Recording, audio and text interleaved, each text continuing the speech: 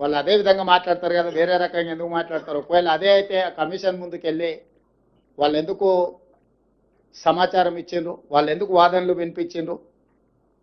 తమకు అనుకూలంగా ఉంటే ఒక రకంగా, తమ తప్పులను ప్రశ్నిస్తే ఇంకొక రకంగా మాట్లాడడం అనేది మొదటి నుంచి వాళ్ళకున్న అలవాటు. ఈరోజు మేము కమిషన్ని వాళ్ళు తప్పుపడుతుండ్రు. ఇంతకుముందు బట్టి విక్రమార్క గారు స్పష్టంగా చెప్పారు, ఇది ఒక రాజకీయ పార్టీ నివేదికను, రాష్ట్ర ప్రభుత్వ నివేదిక కాదు, independent judicial enquiry report headed by Pinaki Chandra Ghosh, eminent personality.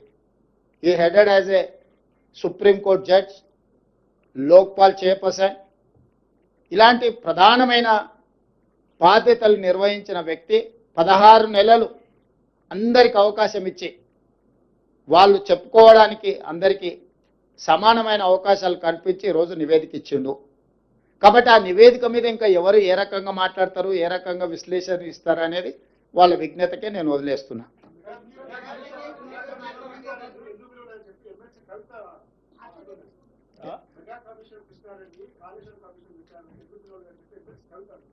మరి వాళ్ళ ఫాదర్ని అడగాలి. ఎందుకనంటే ఎవరికి ఏం మంచి పెట్టిండో వాళ్ళ ఫాదర్కి తెలుసు కదా.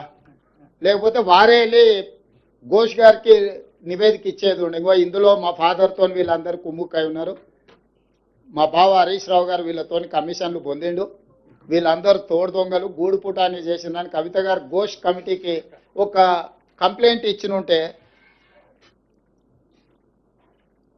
ఖచ్చితంగా పిలిచి ఉండేవాళ్ళు. ఇప్పుడు కమిషన్ నివేదిక ఇచ్చిన తర్వాత ఎవరిని ప్రశ్నిస్తుంది?